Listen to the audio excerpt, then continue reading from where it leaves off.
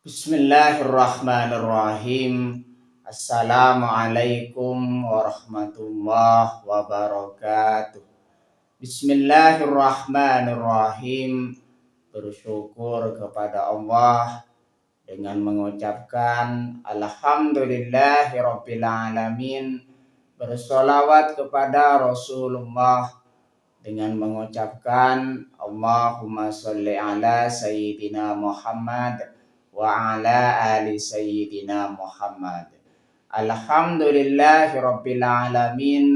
Kita masih dipertemukan kembali oleh Allah Subhanahu wa taala di dalam sosial media, dan media merupakan wadah tempat bagi kita untuk kita bisa menjalin tali silaturahim, membangun ukhuwah Islamiyah yang semakin kuat kokoh ke depannya. Semoga hidup kita selalu diberkahi oleh Allah Subhanahu wa taala di dunia dan juga di akhirat. Amin ya rabbal alamin. Para sahabat-sahabat saya yang saya hormati, yang saya juga ta'zimi, pada kesempatan kali ini topik yang akan saya bahas yaitu tentang syarat-syarat penghuni surga. Jadi pembahasan kita pada kesempatan kali ini ialah syarat-syarat untuk menjadi penghuni surga. Syarat utama untuk menjadi penghuni surga dalam pandangan Islam adalah beriman kepada Allah Subhanahu wa taala. Jadi di situ syarat utama kita untuk menjadi penghuni surga di sini beriman kepada Allah Subhanahu wa taala dan juga Rasulnya.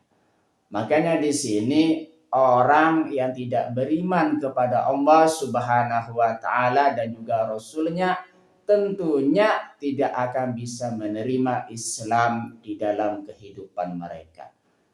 Kalau sudah menerima Islam, beriman kepada Allah Subhanahu wa taala dan juga Rasulnya, tentunya orang tersebut akan melaksanakan perintah dari Allah Subhanahu wa taala dan juga menjauhi segala apa yang dilarang oleh Allah Subhanahu wa taala. Makanya di sini syarat utama untuk menjadi penghuni surga di sini harus beriman kepada Allah Subhanahu wa taala dan juga Rasulnya. Mengerjakan amal soleh serta memiliki akhlak yang mulia.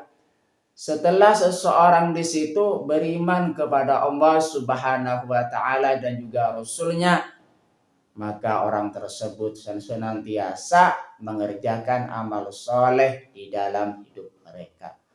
Amal soleh yaitu beribadah kepada Allah Subhanahu wa taala dan juga mengerjakan amal soleh yang lainnya, yaitu hal-hal yang berkaitan untuk menambah amal kita untuk senantiasa mendekatkan diri kepada Allah Subhanahu wa taala.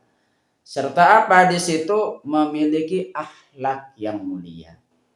Di dalam kehidupan kita tentunya di sini kita harus menjaga adab kita supaya tetap baik hubungan kita dengan Allah Subhanahu wa taala dan supaya tetap baik juga hubungan kita dengan sesama manusia. Makanya di sini tata krama penting di dalam hidup kita. Kalau misalkan kita sudah baik hubungan kita dengan Allah Subhanahu wa taala dan juga hubungan kita baik dengan sesama manusia, tentunya di situ kita bakalan masuk surga. Karena menjaga hubungan baik dengan Allah Subhanahu wa taala tentunya kita melaksanakan perintah dari Allah Subhanahu wa taala dan juga menjauhi segala apa yang dilarang oleh Allah Subhanahu wa taala. Dan juga di sini kita senantiasa menjaga akhlak baik kita dengan sesama. Jangan pernah menyakiti perasaan orang lain. Jangan pernah mengambil hak-hak orang lain tanpa seizin mereka.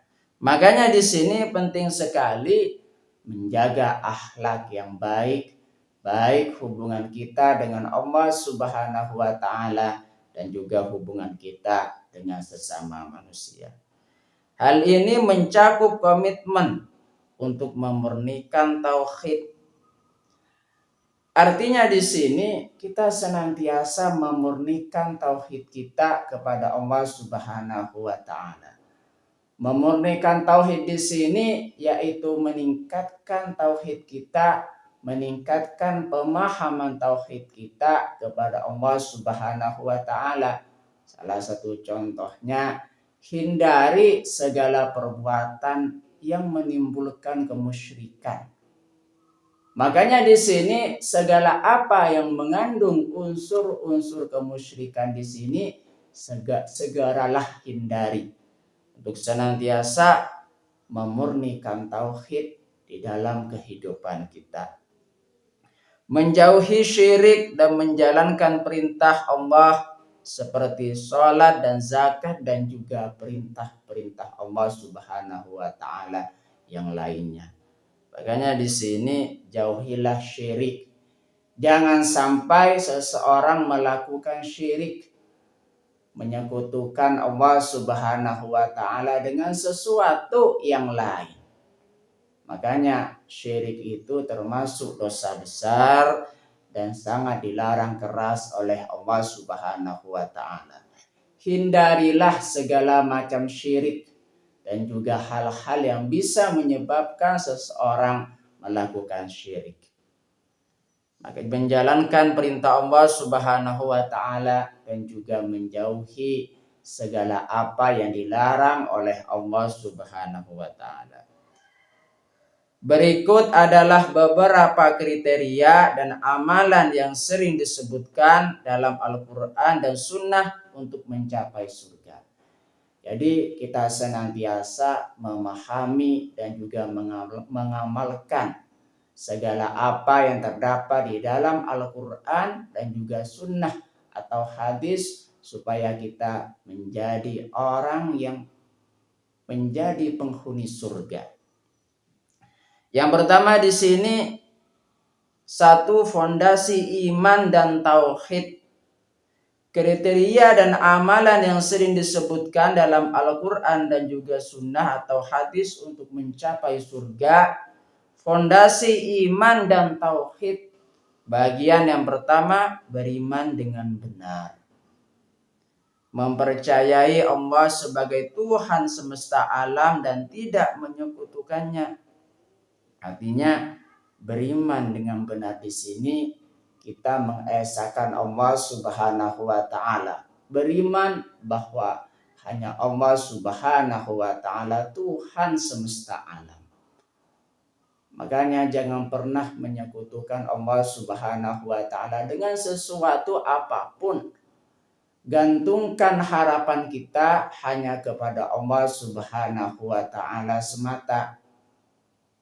Berdoalah hanya kepada Allah Subhanahu wa taala semata.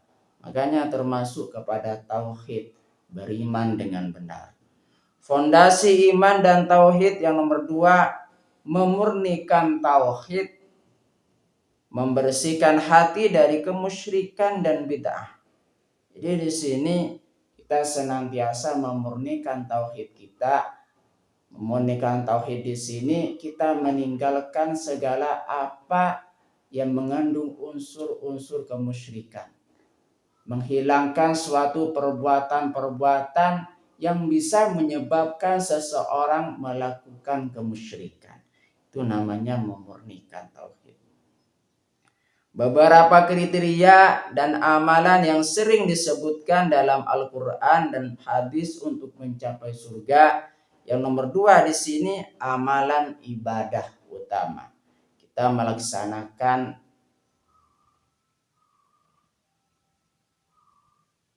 amalan-amalan ibadah utama di sini. Yang pertama, menjaga sholat.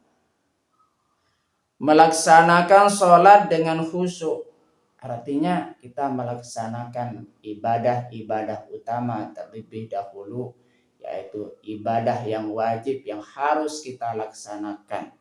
Ibadah yang merupakan perintah dari Allah Subhanahu wa taala yang wajib kita laksanakan. Yang pertama, menjaga sholat. Sholat, khususnya di sini sholat yang wajib harus kita laksanakan 5 kali sehari. Ada sholat zuhur, ada sholat asar, ada sholat maghrib, ada sholat isya, dan juga ada sholat subuh. Makanya di sini kita senantiasa menjaga sholat kita agar tetap istiqomah dilakukannya sholat wajib kita. Dan juga di sini kita senantiasa melaksanakan sholat dengan khusyuk. Artinya di sini kita senantiasa ketika sholat mengkhusyukkan diri kita untuk senantiasa mengerjakan sholat yang 5 waktu. Artinya kita sadar bahwasanya kita sedang bersolat. Jangan sampai pikiran kita kemana-mana. Makanya kita berusaha semaksimal mungkin agar supaya sholat kita tetap khusyuk. Amalan ibadah utama yang selanjutnya di sini menunaikan zakat dan juga infak. Bersedekah serta mengeluarkan zakat sebagai bentuk kepedulian sosial. Artinya di sini kita menunaikan zakat di sini merupakan kewajiban bagi kita. Kalau sedekah di situ hukumnya sunnah. Ya, kalau sedekah sunnah. Akan tetapi kalau zakat, jika sudah mencapai nisab dan juga mencapai haul, maka di situ wajib dikeluarkannya zakat. Makanya amalan ibadah utama di sini ada kita menjaga sholat, berpuasa, puasa di bulan Ramadan yang merupakan puasa wajib kita, atau juga bisa melaksanakan atau menunaikan zakat. Atau di sini melaksanakan kewajiban-kewajiban yang lainnya yang merupakan perintah dari Allah Subhanahu wa taala. Yang nomor 3, beberapa kriteria dan amalan yang sering disebutkan dalam Al-Quran dan Sunnah untuk mencapai surga. Yang nomor 3 di sini akhlak dan perilaku. Makanya di sini penting sekali kita belajar tentang akhlak agar supaya bisa menata perilaku kita tetap baik dan menjaga hubungan baik kita dengan Allah Subhanahu wa taala dan juga menjaga hubungan baik kita dengan sesama. Bagian-bagian dari akhlak dan juga perilaku yang pertama di sini menjaga lisan dan pandangan. Artinya lisan di sini kita harus tetap jaga agar supaya bisa baik dan tetap terkontrol, supaya tidak menyakiti hati orang lain. Lisan kita harus kita jaga supaya tetap baik dan perbuatan kita harus kita jaga supaya tetap baik. Menghindari perkataan sia-sia, mencela atau menyebarkan hoaks, serta menjaga pandangan dari hal maksiat. Menghindari perbuatan sia-sia artinya termasuk kepada bagian dari menjaga lisan agar supaya lisan kita tetap mengatakan yang bermanfaat baik untuk diri kita ataupun buat orang lain. Menghindari perbuatan-perbuatan yang sia. Dan juga kita senantiasa menjaga lisan kita agar supaya tidak mencela orang lain. Orang lain memiliki keterbatasan yang harus kita hormati, yang harus kita rasakan dan juga hargai. Makanya di situ jangan pernah mencela orang lain karena kekurangannya. Itu termasuk perbuatan yang jelek jikalau mencela orang lain. Atau menyebarkan hoax. Menyebarkan hoax di sini artinya kita seseorang yang menyebarkan kebohongan atau menyebarkan fitnah.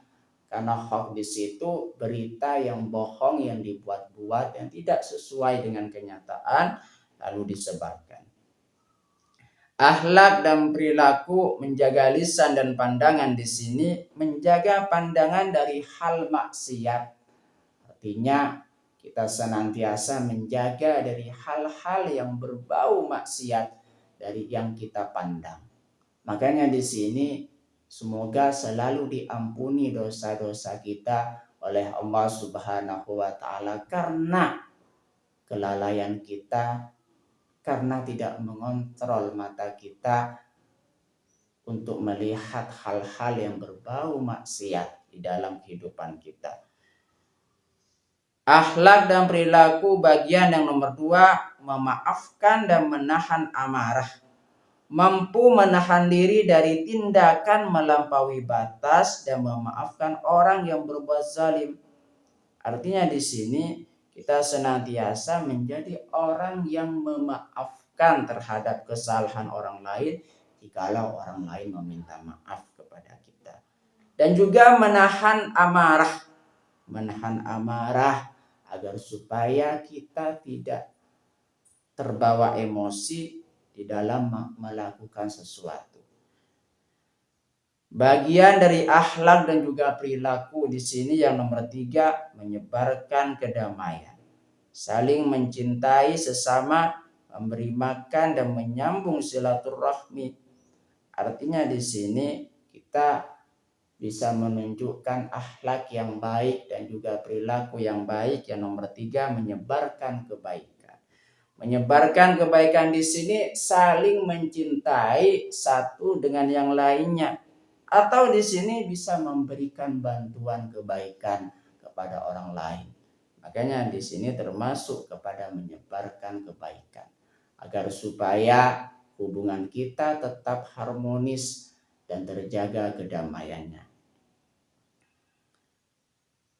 Beberapa kriteria dan amalan yang sering disebutkan dalam Al-Quran dan hadis untuk mencapai surga. Yang nomor 4, komitmen jangka panjang. Bagian dari komitmen jangka panjang menjauhi perbuatan yang sia-sia. Artinya di sini jikalau kita senantiasa menjaga perilaku kita agar supaya tetap terjaga dengan baik dan tidak melakukan perbuatan yang sia-sia, tentunya di situ setiap apa yang kita lakukan di sini akan bermanfaat buat diri kita ataupun orang lain. Makanya di sini saya katakan komitmen jangka panjang menjauhi perbuatan maksiat, perbuatan yang sia-sia. Komitmen jangka panjang yang kedua, bertaubat, segera memohon ampunan jika melakukan kesalahan dan tidak terus-menerus berbuat dosa. Artinya kita senantiasa meningkatkan taubat kita kepada Allah Subhanahu wa taala agar supaya kita tetap menjadi orang yang beruntung, agar supaya kita tetap menjadi orang yang selalu berada di jalan Allah Subhanahu wa taala. Berkaitan dengan syarat-syarat menjadi penghuni surga, Rasulullah sallallahu alaihi wasallam pernah bersabda, qala Rasulullah sallallahu alaihi wasallam, man kanat fihi thalathan adkhalahullahu fi rahmatihi wa arahu mahabbatahu wa kana fihi man idza u'tiya syakara wa idza qadara ghafara wa idza ghadiba fatara. Rasulullah sallallahu alaihi wasallam di situ bersabda, barang siapa di dalam dirinya terdapat 3 sifat ini, niscaya Allah Subhanahu wa taala akan memasukkannya ke dalam surga. Menunjukkan mahabbahnya kepadanya dan ia akan berada dalam perlindungan Allah Subhanahu wa taala. Dia adalah orang yang bersyukur ketika diberi, memaafkan ketika mampu membalas, dan menahan amarah ketika marah. Hadis riwayat Baihaqi. Artinya di sini salah satu tiket kita untuk menuju kepada surganya Allah Subhanahu wa taala, tunjukkan mahabbah kita kepadanya. Khususnya di sini yang saya tekankan, mahabbah kita, cinta kita kepada Allah Subhanahu wa taala. Makanya di sini orang yang mencintai Allah Subhanahu wa taala sedikit daripada yang sedikit.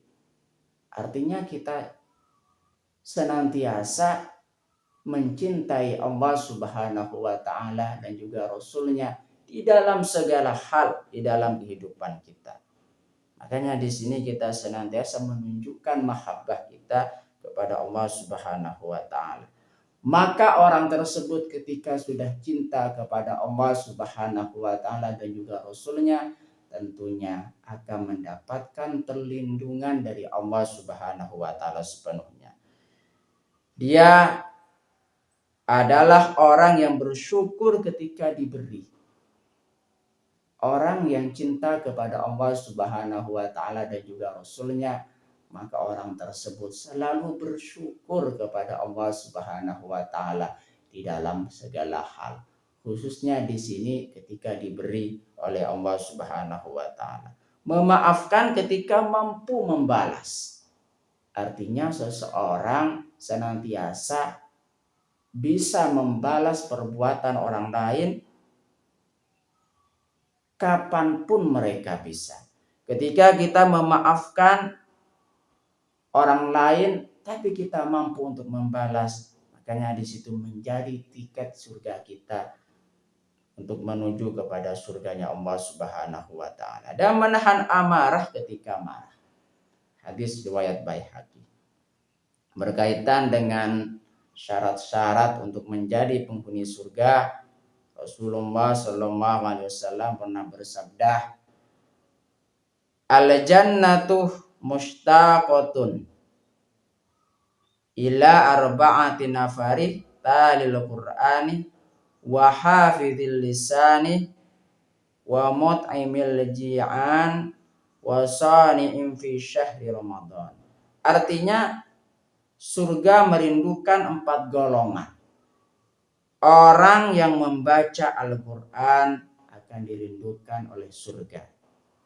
Menjaga lisan atau ucapan, memberi makan orang lapar, dan puasa di bulan Ramadan. Hadis riwayat Abu Dawud dan juga Tirmidzi. Artinya di sini surga merindukan 4 golongan. Yang pertama, orang yang membaca Al-Quran akan dirindukan oleh surga. Yang kedua di sini, orang yang senantiasa menjaga lisannya agar berbuat yang baik atau berkata-kata yang baik dan meninggalkan perbuatan atau perkataan yang sia-sia. Yang selanjutnya di situ, orang yang dirindukan surga memberi makan orang yang lapar.